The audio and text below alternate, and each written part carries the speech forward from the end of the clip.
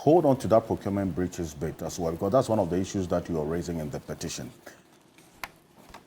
Heavily represented on the SSNIT board is organized labor. Organized labor has, in fact, about four representatives on the SSNIT board. There's a question as to why the SSNIT board chair is quiet about all of this, but then again, SSNIT has been issuing statements to that effect. And that's why, madam, we brought you here this morning, because we are workers. And a number of the people who are watching us right now are major stakeholders in what is happening right now.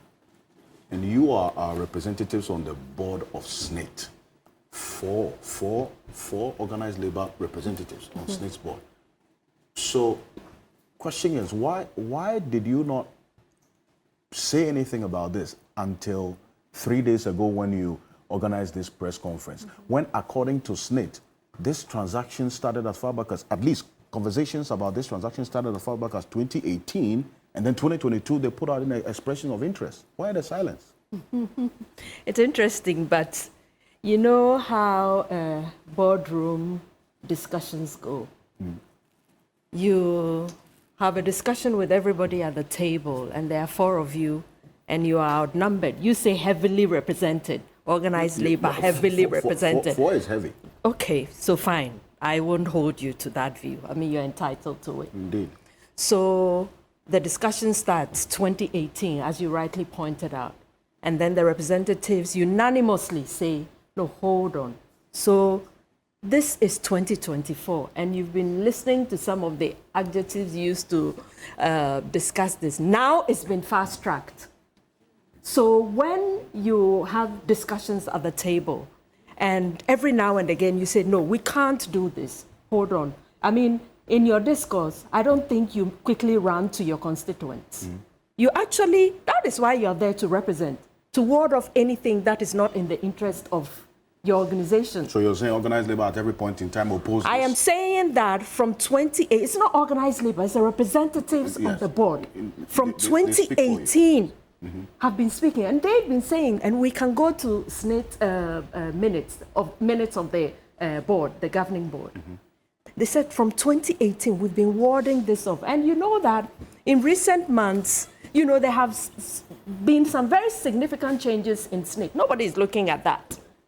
You know, the Director General changed? You know, there have been very significant changes. So these people have been saying from then, when these introductions came, no, we can't do this. We can't, especially when we're looking at these hotels, which all don't have the same statuses when it comes to not doing well, this and that and all that. So at this time, they just said, look, this thing is going to happen and it's happening. So let's make a move. And so organized labor come in. And for me, it's very difficult when I have people calling into question the representation. Of course, I mean, we all have to ask, but why? Why now? Because of the circumstance we're in. And there is no way that organized labor would let anything sip through when it is not in the interest of workers.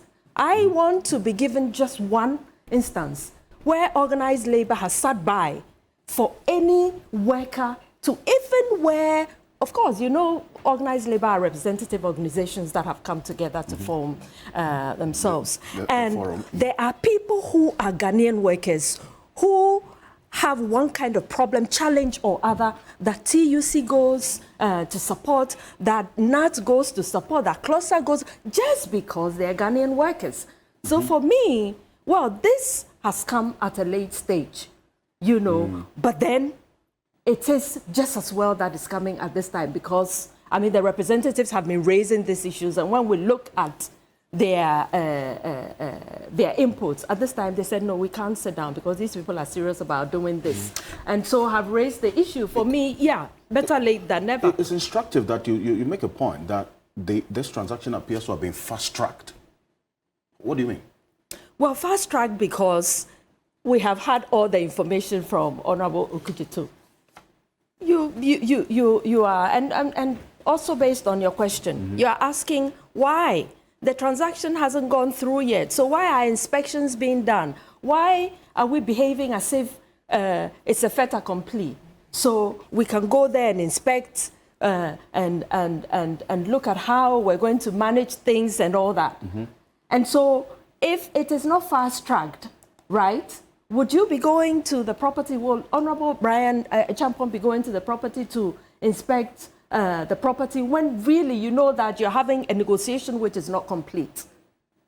So when you know that you are doing a negotiation which, for me, you haven't been given the go-ahead. Okay, this is a done deal, so you can go ahead and do what. Wouldn't you wait? Isn't it normal in business? And those who are business people should be able to tell us that. That isn't it the norm that when you have a business or negotiation or whatever it is, all sides must agree this is going through for us to move into action. See, organized labor, and I go back to your representatives on the board. What have your representatives told you may have triggered this fast tracking of this transaction?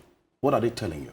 Because when they go to the board meeting, they come back with reports, yes. So, and of course, we've been having, and you know, I think, or I hope that you know that organized labor will not move into action until they are very certain of whatever they are acting upon.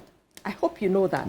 And you have seen that about the workers' organizations, that if you have a discussion with me and you say, okay, this is what is going to be done, perhaps what you would want to do is to tell them, I mean, it's my responsibility on the board to tell them, no, we can't do this, you know, severally. And then you realize that, no, this is getting to a place where you can't handle alone. So you need to move back to the constituents that you're representing, you know. So for me, that's what it is. And the statement, the very first statement read by the Secretary General of the TUC, you know, alluded to that unanimously they have been saying, no, don't do this. I think that we also would want to give a lot of credence, not some, to the Honorable Okujeto, you know, because he also stepped in when he realized, no, this is, you know, because when you are doing a negotiation, the normal thing is to agree. If you haven't agreed, why do you then move into action when you really haven't agreed? If anybody moves into action like we are being told, then you realize that, no, it's getting out of your hands, so you need to act. I think it's a fair point, but you see, the question that has been asked over the period, and I'm sure you can understand the sentiments of the working public on this, because if you have 4 representatives, and we're going to put that on the screen right now, Mr. John Senanua Megashi, you have Dr. Evans Jikum, you have Miss Ivy Beto Naso, you also have the 4th person in there, 4 of them, Mr. Joshua Ansa, who is your Deputy Secretary General. Yeah. All of these persons on the board. And if you see that after these changes at SSNIT, this transaction is being fast-tracked, I think that you don't even have to wait for the Honorable Samuel Kudetua Blackwell to have even petitioned this last week, and then it appears you are now launching on Samuel Kudetua Blackwell's public declaration of this matter, when you are represented on the board and you were seeing every step of the way how this transaction is being fast-tracked within this short period. Why didn't you come out in public, address the press that, you know what, our representatives on the board have seen this and we think there's something happening, so the public should know, even before Samuel Kudetua Blackwell goes to charge? Well, that may seem like a fair question, you know. Is it not? No, I think it's not, because you are also looking at the organization you're dealing with. Perhaps not the representatives, because they're individuals, you know. But then you're looking at an entity which will do anything and everything. And mind you, this is not the first time that SSNIT investments have been divested. When it is, we see that there's no fairness in the deal. For instance, at a point, Ghana Commercial Bank was going to be sold off, and workers rose against it. And you should also know that it's not all the investments that SSNIT has divested that issues have been raised about. Yes, Honorable Okujeto, and we've been working with him, by the way. You've been working with him. So Honorable Okujeto may have, but I told you, TUC and organized labor will never come out until they're sure of what they're dealing with. I am sure that if the organized labor didn't give that support to Honorable Okujeto, he would have been alone. How do you call it? Orphan, whatever. Yes, So he would have been alone. Yes, representatives of labor may not have come into the public domain, but then they have been raising the issues. And for me, I think that it's just as well.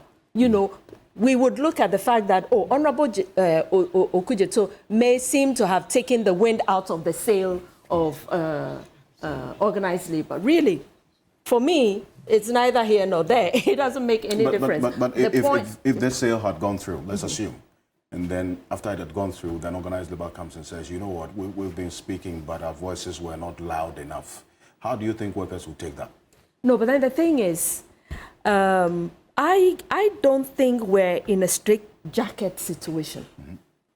And we're in a society that is dynamic. If you see a sale has gone through and it's not good enough or it's not in your interest, what stops you from, rising against it? And for us, we have said that if it gets to a point where we wrote to the presidency, the chief of staff received, and they have acknowledged receipt of our letter. Right. The president, they're finding time to meet organized labor and everything. If we think that this is not in our interest, we tell them, no, this is not in our interest. Why don't you reverse it? I mean, what's the big deal? After all, we can't operate in it because it's workers' money. At the end of the day, all of us, our money. Now, the point is on organized labor for not having raised the issue early enough. Or maybe, as it seems now, after Honorable Okujeto. But then the point is, all of us should be interested. How many of us actually have checked how much is going to accrue to you by the end or at the end of your working life? We're not interested. It's only organized labor. But organized labor really should be all of us, And so you raise the questions, you push. Organized labor, why have you sat down? But organized labor is saying we haven't sat down. We're now coming into the public domain. Except to say that we are not all on the board of SSNIT. You represent us on the board. So we can only speak when you tell us what's going on there. So yes, I mean, we all have a stake in it. And we're telling you now. Inform us. And we're telling you now. We haven't gone, I won't say luckily, no. But this deal hasn't gone through yet. But we're all seeing the moves for it to be pushed through quickly. And so for me, if organized labor has risen up at this time, it is just as well. Maybe earlier, fine, like everybody is saying. But then they've been raising the issues. So for me, that is good enough. Perhaps I'm holding brief for organized labor, yes, and I should. I mean, I'm talking for them, really. No, but at least you acknowledge that some things could have been done better. Yes, maybe could have been done earlier, not better, because they have been raising the issues. Right. But you see, Honorable Chinia, I'll bring you in at this point, and let me put it on record that Samuel Okujeto Ablako will be leaving us after this topic. That's why I'm spending some time. And then the TUC also be leaving us. That's why I want us to exhaust the issues with them before we move to the next issue.